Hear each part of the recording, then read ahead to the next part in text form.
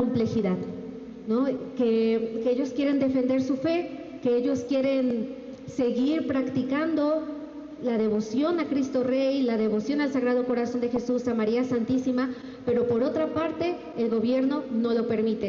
Y es por ello que me remito un poco a lo que viene a ser el concepto de martirio, para también comprender la vida de Santo Toribio Romo.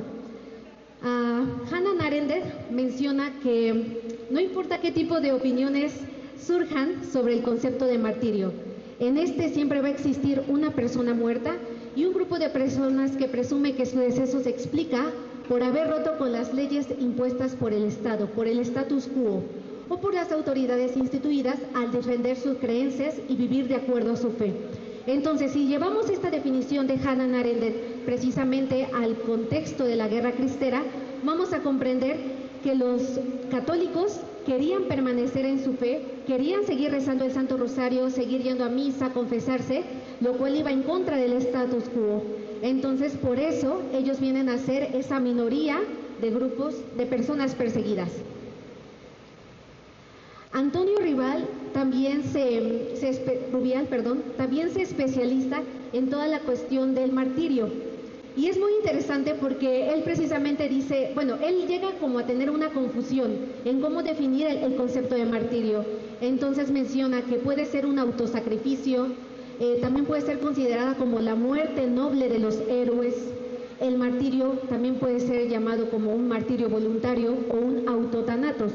Y entonces, a partir de la bibliografía de este autor, comienza a hacer diferentes explicaciones para poder comprender en sí qué es el martirio, y solamente llega a esta conclusión.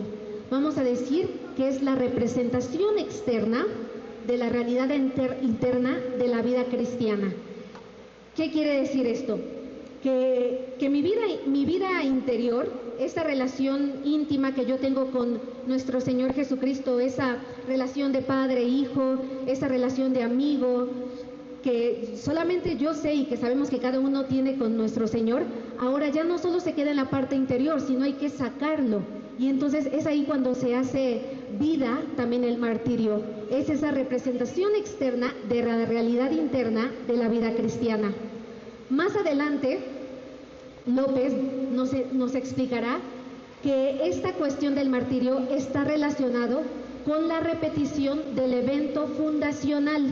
¿Cuál es el momento más importante y lo que más amamos dentro de la Iglesia Católica? Pues precisamente es la crucifixión de Cristo.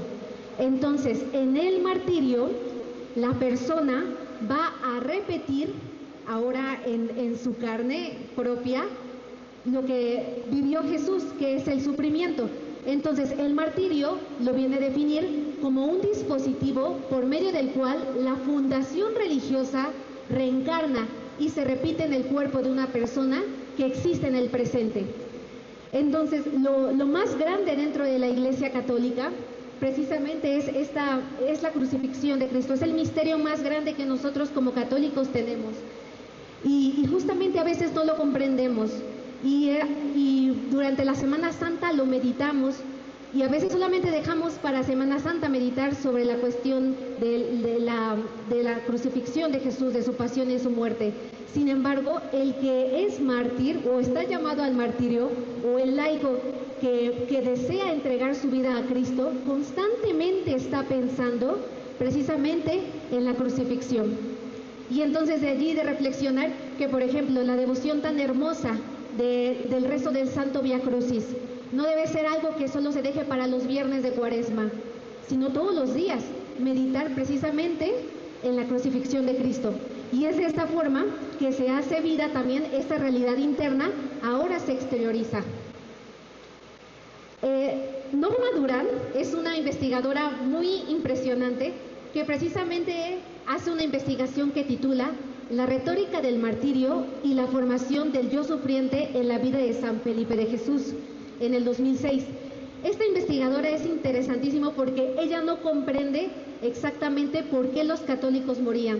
Ella no comprende qué es el martirio y por qué el afán de querer entregar la vida por Cristo. Y entonces en su investigación ella logra definir al mártir como aquel sujeto que representa por antonomasia al yo sufriente. Dice, sus vidas son las de hombres, mujeres, que acuden a este llamado felices y radiantes, pues así imitan lo que consideran más significativo de la vida de Cristo, no sus enseñanzas, sino su sufrimiento y su muerte.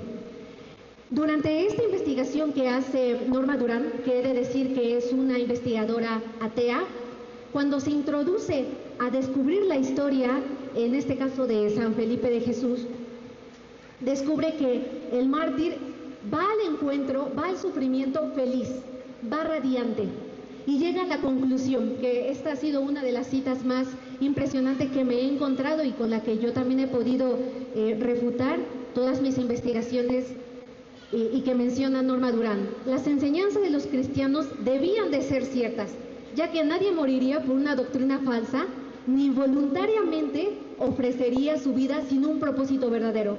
Entonces nos encontramos con una investigadora que es atea, que no comprende qué son los mártires, que no comprende el amor a Cristo Rey, que no comprende por qué el católico quiere dar la vida por Cristo. Pero entonces dice, las enseñanzas de esos cristianos tienen que ser ciertas, porque nadie daría la vida voluntariamente o sin una causa. Entonces esto es impresionante, porque nos permite comprender la importancia del martirio dentro de nuestra fe católica.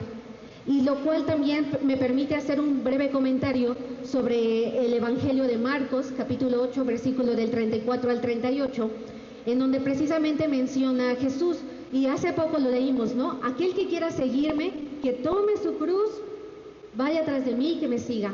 Y lo mismo ahora, quien pierda su vida por mi causa y por el Evangelio la ganará. Es por eso que el mártir va contento, va radiante a este encuentro con Jesús, porque sabe que aquello que le espera es muchísimo más grande, que ninguna grandeza aquí en la tierra nos puede dar tanta alegría como el poder entregar nuestra vida a Cristo. Y aquí me encuentro con otra cita del primer obispo auxiliar de Morelia en 1923. Precisamente ya cuando él se da cuenta de cómo está toda la situación histórica dentro del país, él menciona esto en una homilía. Yo me gustaría que también llegáramos a esa composición del lugar, ¿no? Imagínense, los templos cerrados, el obispo dando la homilía y en la homilía haciendo esta exhortación. Dice, salpicada de sangre de mártires está nuestra historia, y nunca faltará entre nosotros el martirio, como nunca faltará la Eucaristía. La Iglesia vive de dos sangres. La primera, la sangre de Cristo que se vierte místicamente en el altar, y en segundo, la sangre de los mártires que se derrama de manera cruenta sobre la tierra. Estas dos sangres, que en realidad son una sola sangre, la sangre de Cristo, esa es nuestra única esperanza, nuestra dulce, nuestra indestructible esperanza.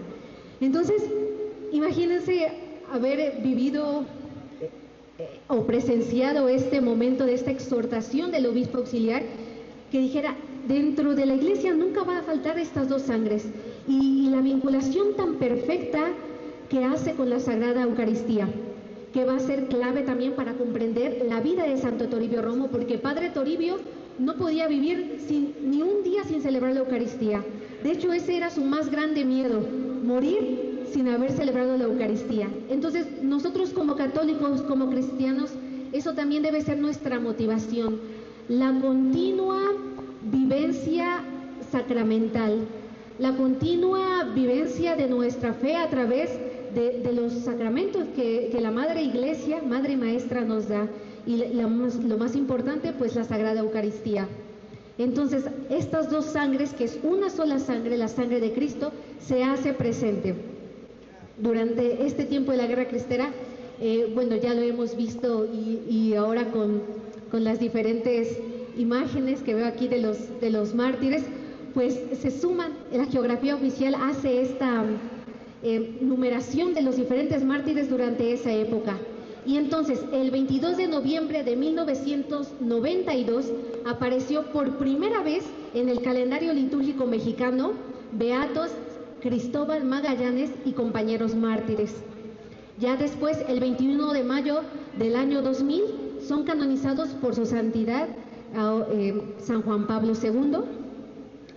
Y cada uno de estos mártires que son representados tienen historias muy especiales, muy únicas. Tienen santuarios a lo largo de Jalisco, en Guanajuato, en Guadalajara, Michoacán. Y aquí coloco algunos, todos muy importantes. Ahí está el padre Agustín Caloca, también tenemos al padre José Isabel Flores,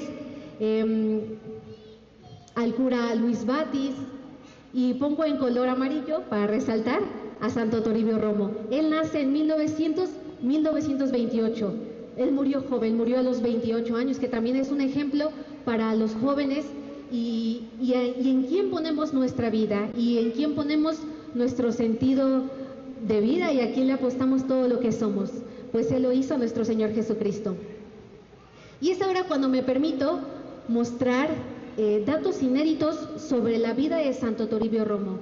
De manera general, vamos a comprender que él nació el 16 de abril de 1900 en Santa Ana, el municipio de Jalochitlán, allá en Jalisco. Sus padres, don Patricio Romo Pérez y doña Juana. Fue el quinto de 7 hermanos. La familia Romo, una familia extraordinaria. Todos los días se levantaban temprano, hacían las oraciones matutinas, el Santo Rosario a la Santísima Virgen María, y después los hombres al campo y las mujeres a las labores del hogar, los niños a la escuela a aprender, por la tarde se volvían a reunir en el momento de la comida y por la noche se volvían a sentar para leer las Sagradas Escrituras. Entonces, un ejemplo, un modelo de familia que contagia y que cuando uno lo comienza a leer dice, me gustaría quizás hacer el intento, aunque sea por un día, llevar esa dinámica de vida que llevaba la familia Romo. Impresionante María Marcos Kika, la hermana mayor de Santo Toribio Romo, que de hecho de ella no se tiene mucha información y que la geografía oficial no la reconoce, pero que la informante a la que he entrevistado me ha revelado datos impresionantes sobre su vida y ahora también siento una gran responsabilidad de seguir investigando sobre ella para promover su causa y que llegue a ser beata y llegue también a los altares, y ahora lo vamos a descubrir por qué. Los datos biográficos de Santo Toribio Romo son escasos. Realmente en algunos libros de la Conferencia del Episcopado no se encuentra tanta información sobre él. Si uno va a la librería de las Paulinas y pide algún libro de Santo Toribio Romo, son libros demasiado pequeños que narran y sobre todo datos de cuándo nació, cómo murió y nada más. Entonces yo me adentro a investigar un poco sobre él y es ahí cuando me encuentro con esta informante que precisamente es Josefina Romo González. Ella es familiar de Santo Toribio Romo. Podríamos decir que es la sobrina segunda de Santo Toribio Romo, siguiendo el mapa de su cronología, de su árbol genealógico. Y es interesante porque a ella la vengo a conocer en una peregrinación que hicimos a la Ruta de los Mártires. La Ruta de los Mártires es una peregrinación que cada año la Sociedad de Vida Apostólica Cruzados de Cristo Rey hacen a todos los santuarios, y es maravilloso porque es una semana cargando tu equipaje a todos los santuarios para conocer a los mártires. Entonces es ahí cuando conocemos a la señora Josefina González Romo y ella me concede una entrevista que dura alrededor de 2 horas. La transcripción fue un arduo trabajo porque son demasiadas emociones las que ella revela. Estábamos en algún momento platicando sobre la infancia y ya quería correr al momento del martirio. Y cuando ya me estaba narrando el martirio, quería regresar a los años de diaconado del padre Toribio. Entonces, la emoción que también la informante Josefina Romo imprime a la historia, al relato de Santo Toribio Romo es impresionante y también nos permite ir comprendiendo por qué el testimonio de este personaje sigue impactando hasta nuestros días. Carlos Piña es un autor que estudiamos dentro de las ciencias del lenguaje, específicamente en la cuestión de reconstruir historias de vida. Y este autor menciona que una historia de vida no es posible recuperarla en su totalidad. por su misma naturaleza, tiende a ser irreproducible, inaprendible, irrecordable, incontable y en su diversidad y multidimensionalidad. Y entonces es por eso que la informante, Josefina Romo González, pues hacía uso de la analepsis, de la prolepsis, hacía estos saltos en el tiempo, porque si bien quiere contarme toda la historia de Santo Toribio Romo, no logra terminar de contármela. Sin embargo, digamos que las pistas que ella me da son completamente suficientes para poder seguir descubriendo la vida de este santo. Denzin, que es otro autor muy interesante, que se especializa en el estudio de las historias de vida, habla de los eventos epifánicos. Un evento epifánico es algo muy importante que pasó en tu vida, que la cambia por completo. Y entonces, bueno, en un ejemplo cotidiano podríamos decir, cuando me casé. Cuando me caso es un evento epifánico, porque a partir de este momento voy a unir mi vida con otra persona. Eso es un evento epifánico. En el caso de las hermanas religiosas, el evento epifánico es cuando decido hacer mis votos perpetuos, ¿no? Es un evento importantísimo en la vida de las personas, y esto mismo lo vamos a descubrir ahora en la vida de Santo Toribio Romo. Ahora me permito presentar principalmente 9 relatos inéditos de la vida de Santo Toribio Romo. En color verde identifico los eventos epifánicos, precisamente estos elementos que son completamente importantes y que marcan un parteaguas en la vida de Santo Toribio Romo. Y en un subrayado color amarillo coloco algunas pistas que me permiten comprender cómo el llamado al martirio de Santo Toribio Romo comenzó desde su infancia. Y ahora lo vamos a comprender. Este es un relato maravilloso, maravilloso. Se llama Mira, Kika, ahí en la mesita está el cielo. Y ahora está lloviendo muy fuerte, pero espero que se me logre escuchar. En la composición del lugar se encuentra Kika con Santo Toribio Romo. Muy pequeños, está Kika enseñándole la Sagrada Escritura y la vida de los santos. Y entonces hay un montecito. Este monte se le llama la mesita. Ellos así lo conocen, la mesita. Y atrás del monte, de la mesita, estaba lleno de estrellas, estaba tachonado de estrellas. Ahí dice que parecía que en la cumbre de un cerrito que se llamaba la mesita, ahí se ocultaban las estrellas. Entonces imagínense, un cerrito y en la parte de atrás todo cubierto de estrellas. Y entonces es ahí cuando dice Toribio, mira, Kika, ahí en la mesita está el cielo, ahí en esa mesita está el cielo. Y entonces, más adelante, tiempo después, ahí mismo se construyó una capilla, un templo. Y entonces es impresionante porque dicen algunos sacerdotes que esa fue una profecía infantil que hizo Santo Toribio Romo. Dice, ahí en esa mesita está el cielo. Y más adelante dice, ahora muchos sacerdotes esa frase la han valorado porque es como si desde muy pequeño él ya supiera que algo grande iba a pasar ahí, en Jalisco. En color verde podemos ver cómo Kika, desde siempre, ya le está enseñando a Santo Toribio la vida de los santos, la lectura de las Sagradas Escrituras tan importante que debe ser en nuestra vida cristiana.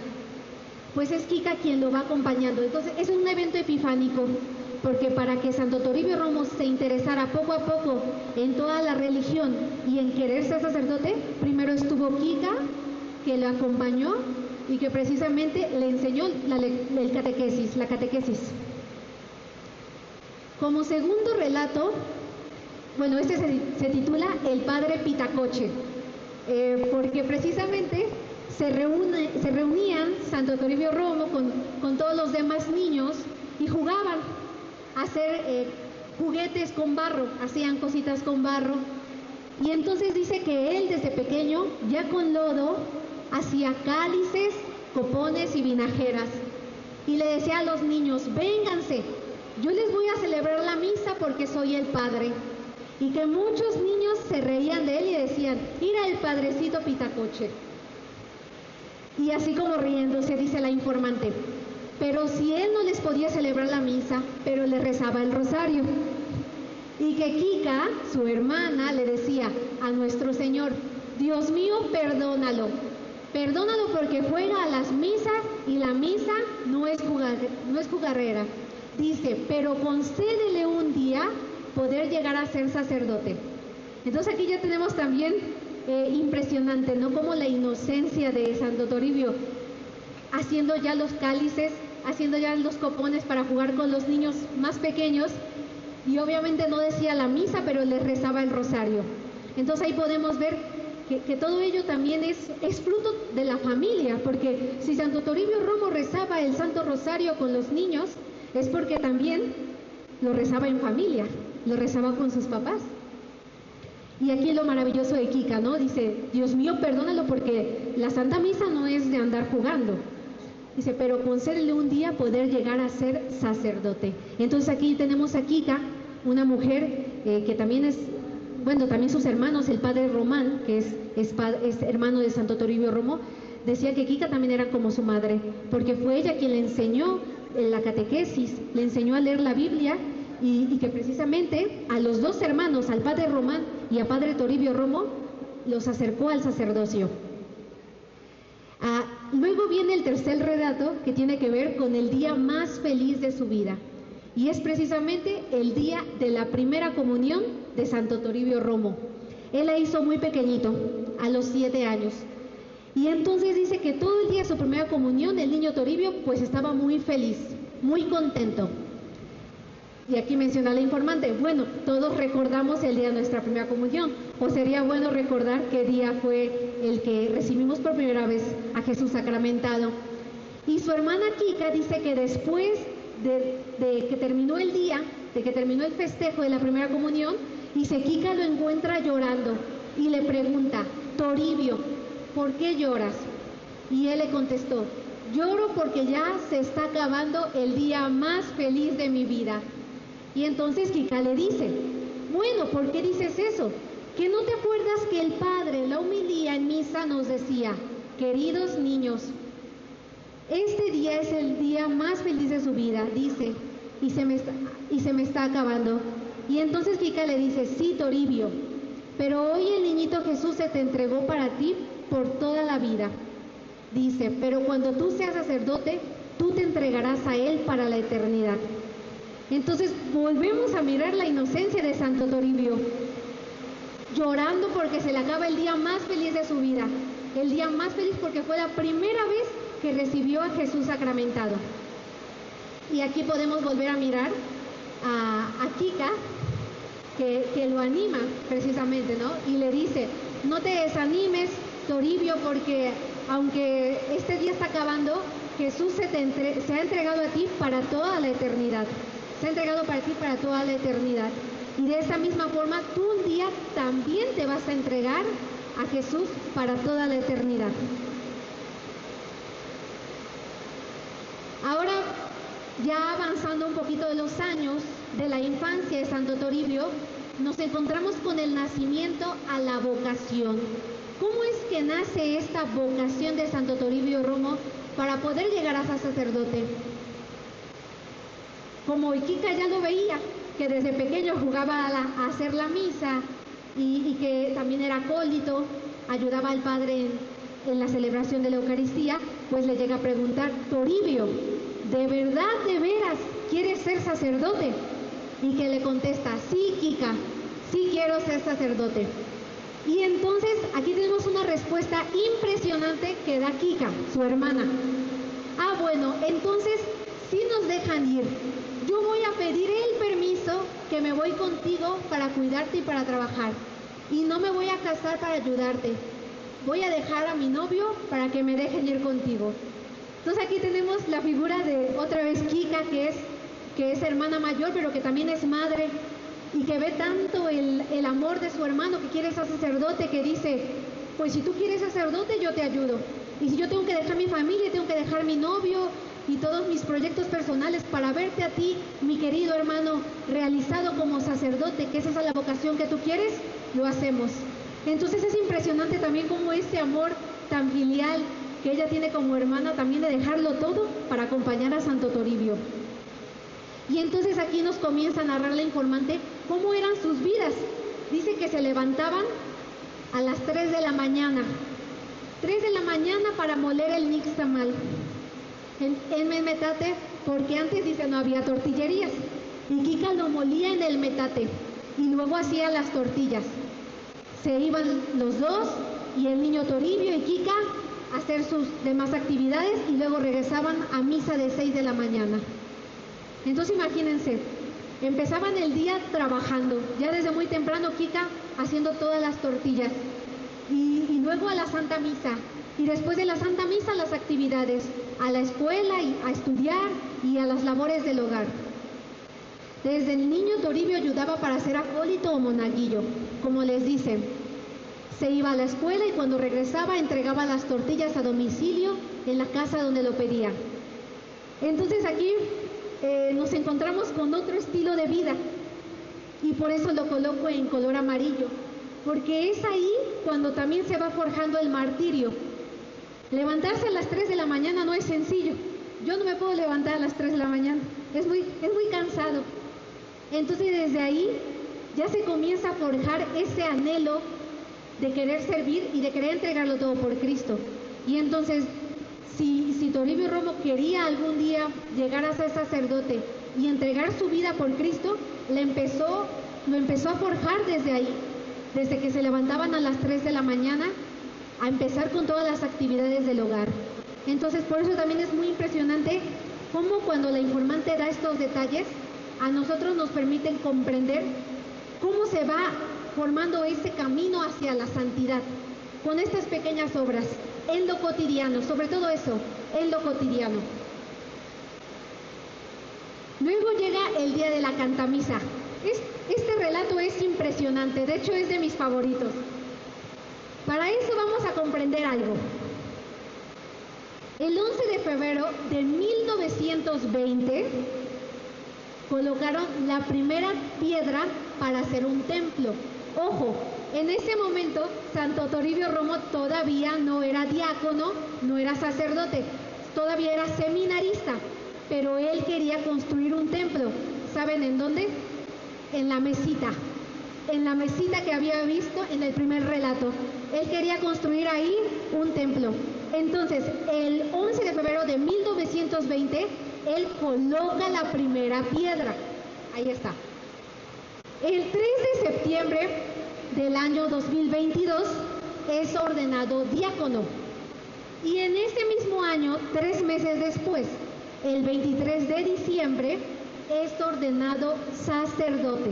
En ese mismo año fue diácono y lo ordenaron. Fueron cuestión de meses. Y bueno, y maravilloso también porque en vísperas de Navidad, el 23 de diciembre.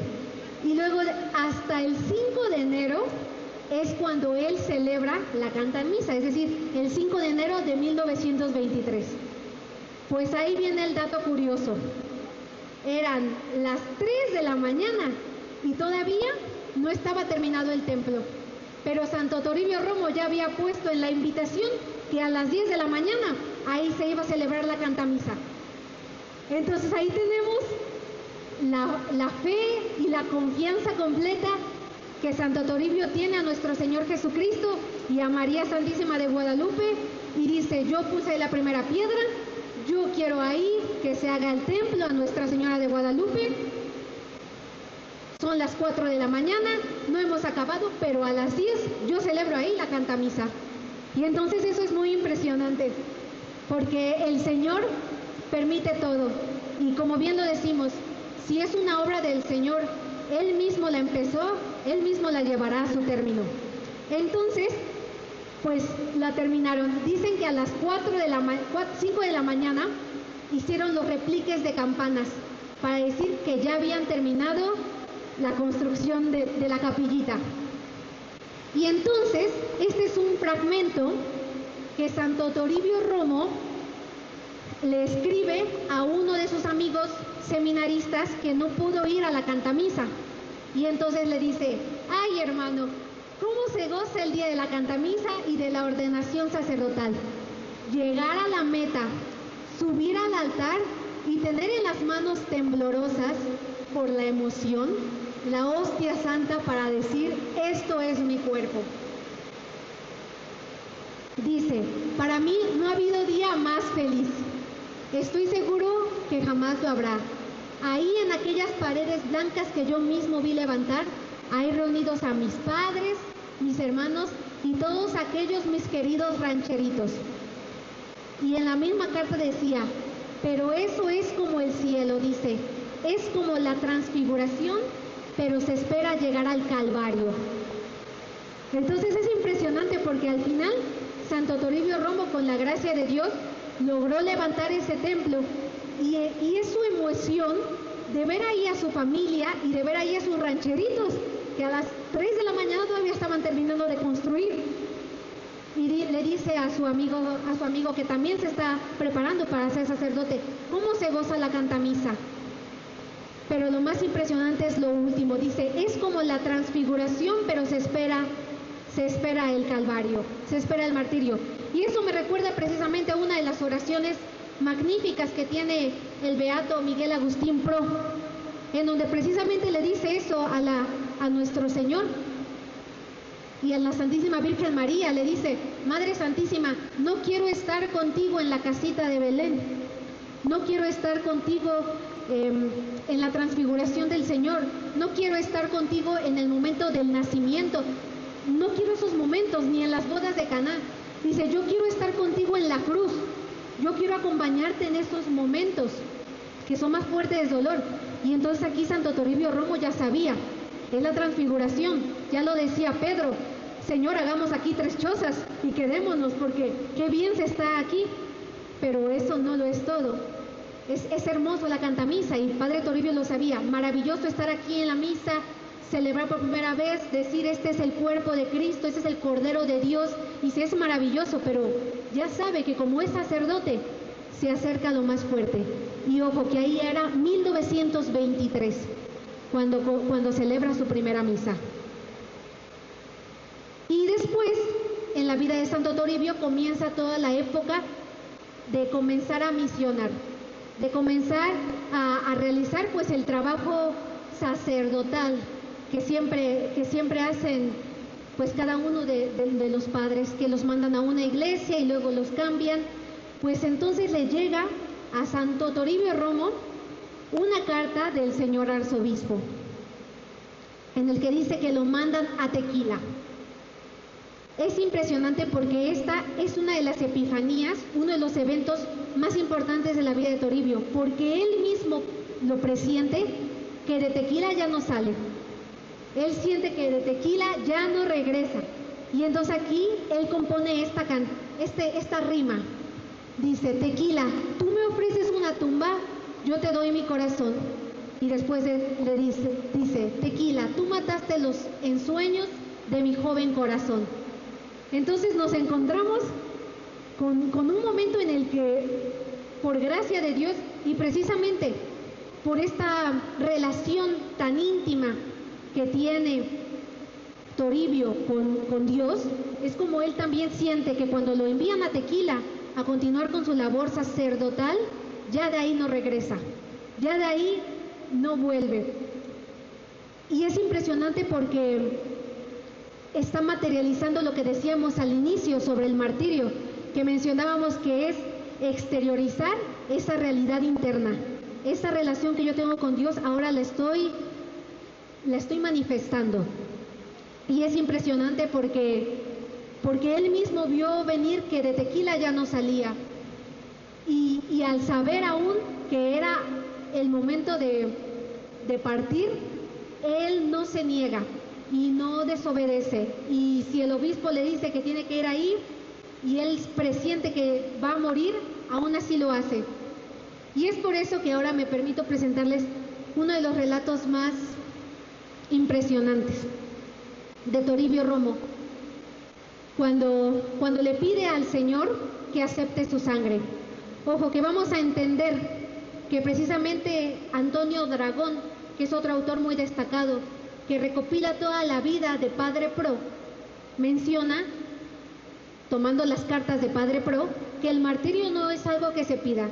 El martirio no es como que en todas las mañanas tú te pongas de rodillas y le pidas al Señor, Señor, concédeme ser mártir, porque no es algo que se pide, y sobre todo es una gracia que solamente Dios concede a algunas personas.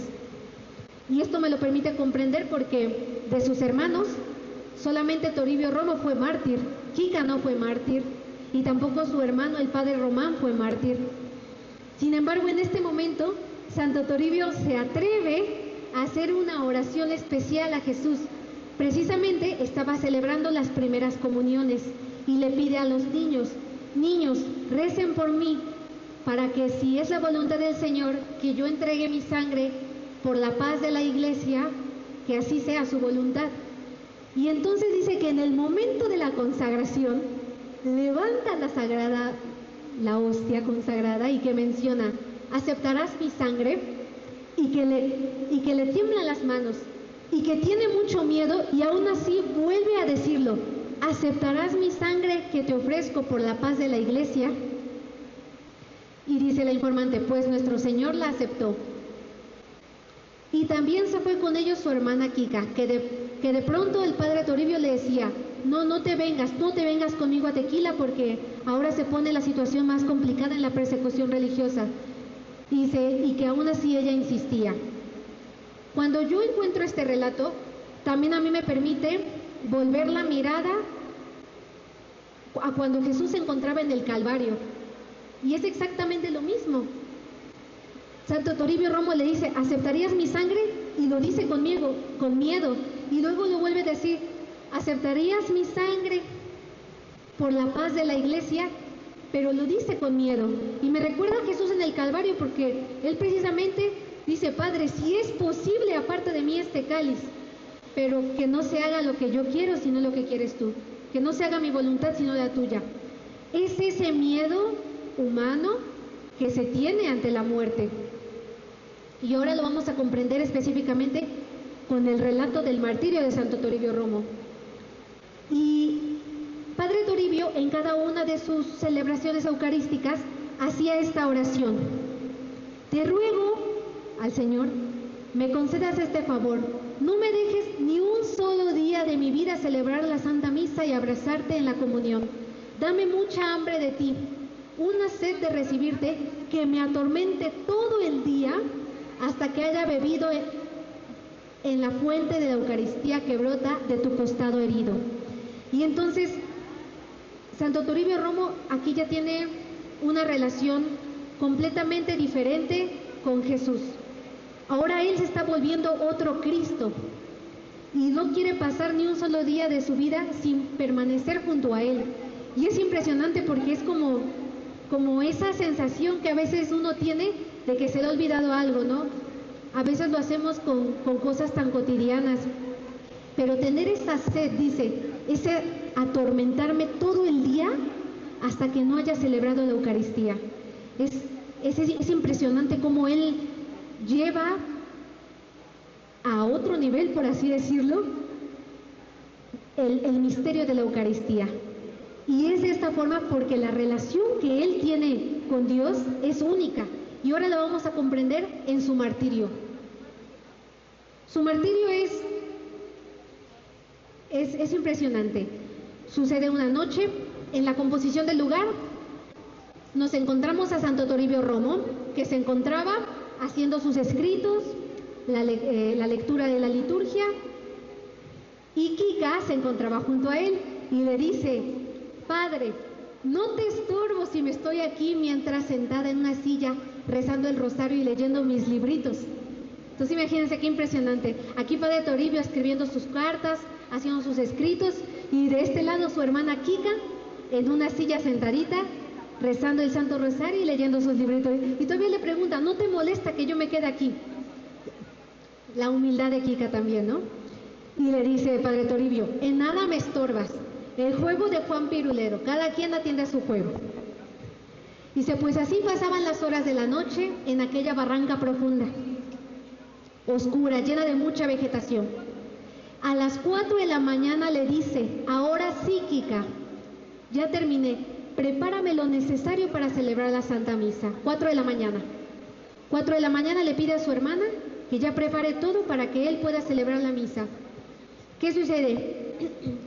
Que en ese momento Padre Toribio se siente muy cansado y le dice, bueno, me voy a ir a recostar. Se va a recostar y es ahí cuando brincan las bardas y entran los federales. Y abren la puerta y al entrar se encuentran a Padre Toribio, que está acostado en su cama con el brazo en la frente, y llegan los federales y se lo quitan. Y le dicen, ese es el cura, mátenlo. En ese momento Padre Toribio se levanta y le dice, por favor, no me maten. Y cuando está diciendo estas últimas palabras, le disparan. Y entonces en el momento le dan un palazo aquí en la cara. Todavía bañado de sangre, se levanta y por la espalda le tiran otros 2 balazos que lo hacen caer agonizante. Y que gritaban, muere el cura, y todavía dándole más balazos. Es impresionante porque en este momento podemos volver a ver esa humanidad que anteriormente hablábamos. Humanamente es ese miedo hasta la muerte. Me he encontrado con algunos historiadores que dicen, es que entonces no quería ser mártir, es que entonces no amaba tanto a Jesús porque dijo, por favor no me mate. A ver, no es que no lo amara, realmente es ese miedo. Uno está acostado y le quitan el brazo y lo primero que ve es una pistola enfrente de ti. Lo más natural, lo más humano es que diga, por favor no me mate.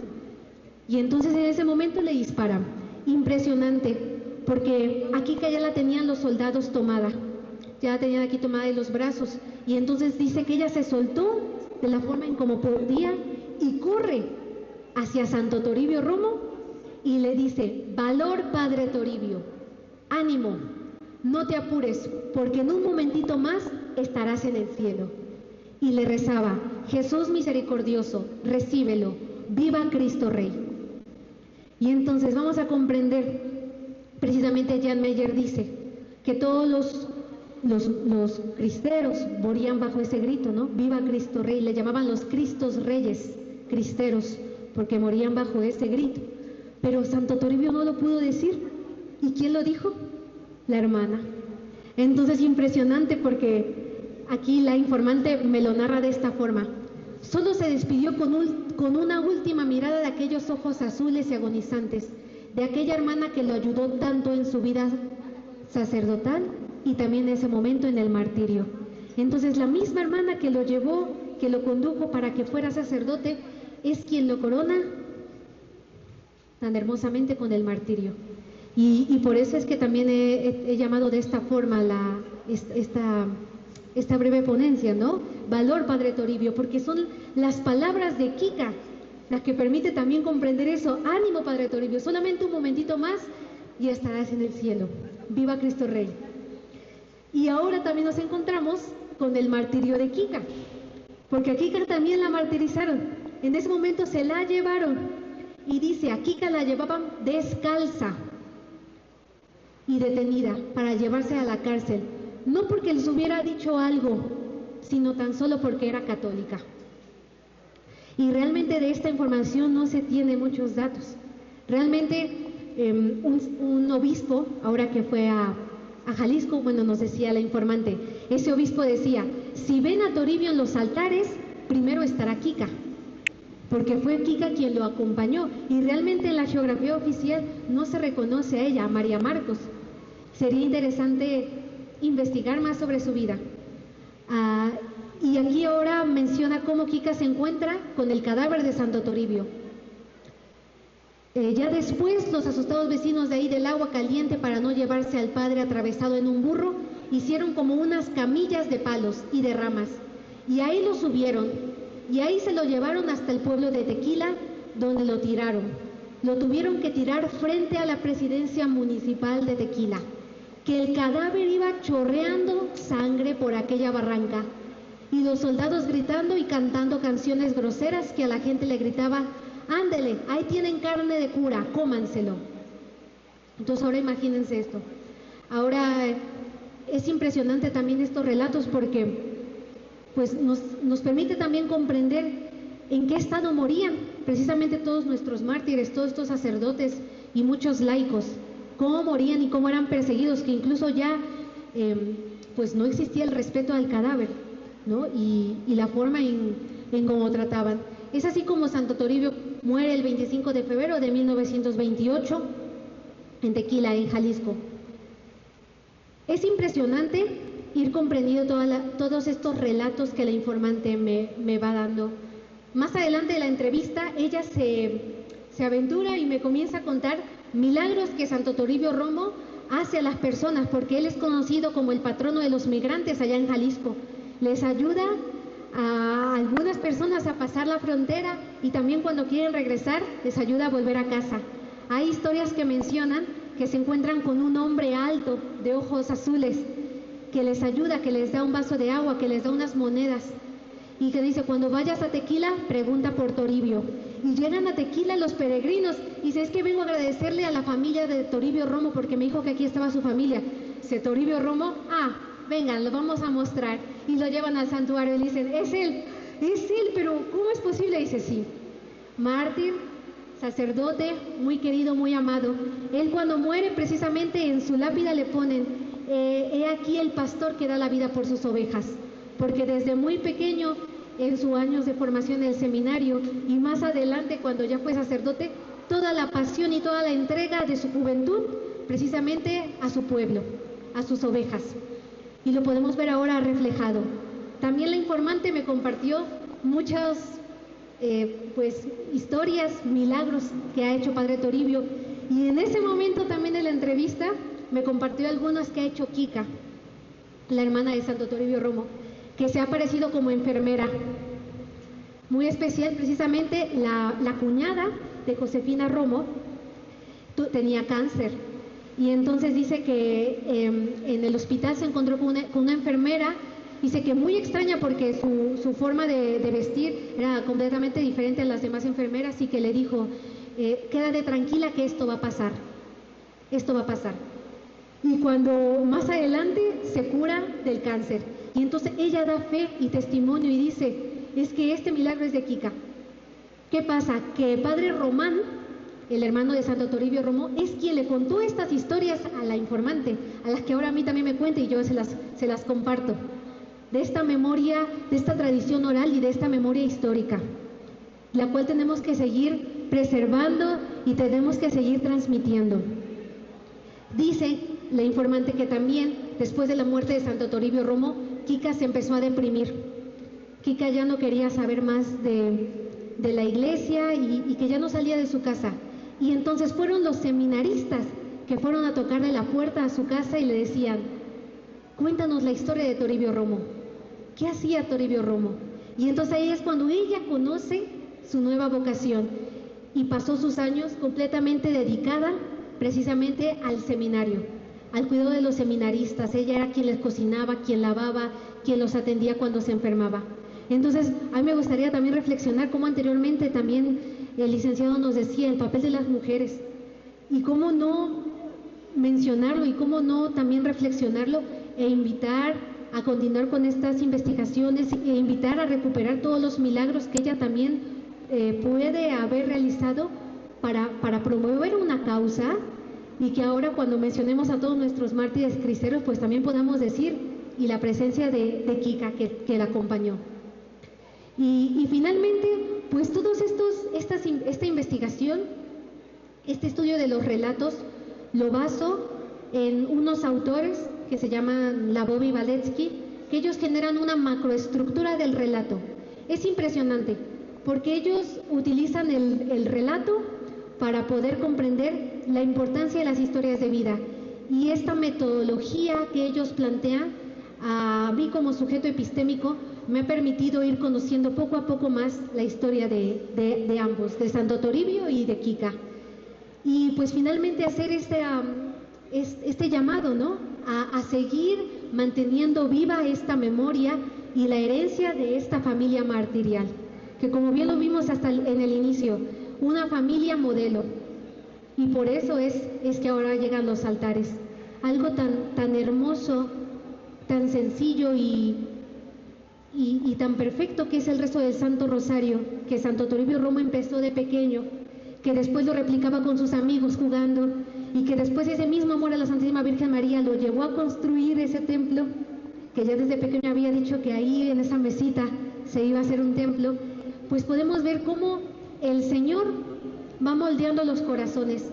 Y pues la vida de Santo Toribio Romo y de Kika tiene que ser, y bueno, y de toda la familia y de Padre Román, también tiene que ser un testimonio para nosotros de querer imitarlos.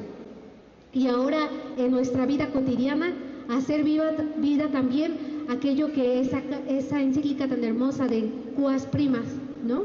Que bien menciona el Papa, y haremos todo lo necesario para hacer posible el reino de Cristo aquí en la tierra. Y esas palabras, yo cada vez que las leo en la encíclica, resuenan mucho en el corazón, porque es, verdaderamente estoy haciendo todo lo necesario para que esté reinando Cristo aquí en la tierra. Esa tendría que ser nuestro examen de conciencia antes de dormir. Hice todo lo necesario en este día para que Él reinara. Y si no fue así, pues al otro día volver a empezar de nuevo y superarse, y con la ayuda de los mártires que van también moldeando el camino, pues que sean ellos quienes nos ayuden también a alcanzar la santidad. Y pues viva Cristo Rey. Muchas gracias.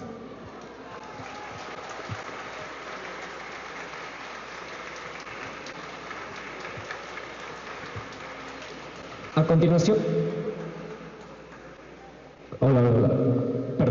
A continuación, nos gustaría que por parte del público, si alguien tiene alguna duda o pregunta para la licenciada Cordero, comentarios también. De no ser así, pasamos con el protocolo. Agradecemos a la maestra María del Carmen Cordero González por su valiosa ponencia, que sin duda deja una huella imborrable en los corazones de los presentes. Como agradecimiento, nuestra jefe local, Mari Carmen Cervantes Romero, entregará un presente que esperemos sea de su agrado, que representa la gratitud del público presente por dedicar su tiempo y esfuerzo a tan valiosa causa. Ahora le daremos las palabras a nuestra jefa local. Un fuerte aplauso, por favor. Claro que sí, miren, orgullosamente, y digo orgullosamente, ¿verdad? Qué bueno que en Puebla también haya gente con ese ímpetu y con esa energía de transmitir el martirio. Que Dios te bendiga, querida Mari Carmen, que Dios te siga dando ese entendimiento, y vaya que lo que hoy nos diste es muchísimo, porque en verdad nos mueve hasta qué punto de nuestra vida darnos hasta el martirio, y que a veces en este congreso yo creo que no nada más yo, sino muchos de nosotros también nos quedamos con que sí conocemos una parte de, y sí conocemos personajes, pero hay muchos más de quien aprender. Es el modelo testimonial del martirio. Entonces, no tenemos cómo agradecerte, querida tocaya y poblana. La Guardia Nacional Cristera, Jefatura Local de Puebla, otorga el siguiente reconocimiento a la licenciada maestra, por cierto, es maestra María del Carmen Cordero González, por su valiosa participación en este primer Magno Congreso Cristero. Que Cristo Rey reine en tu corazón bajo el cobijo de Santa María de Guadalupe. Firma el licenciado presbítero José Margarito Flores García, el enlace diocesano, licenciado Gerardo Xicotencal Ramos, y tu servidora.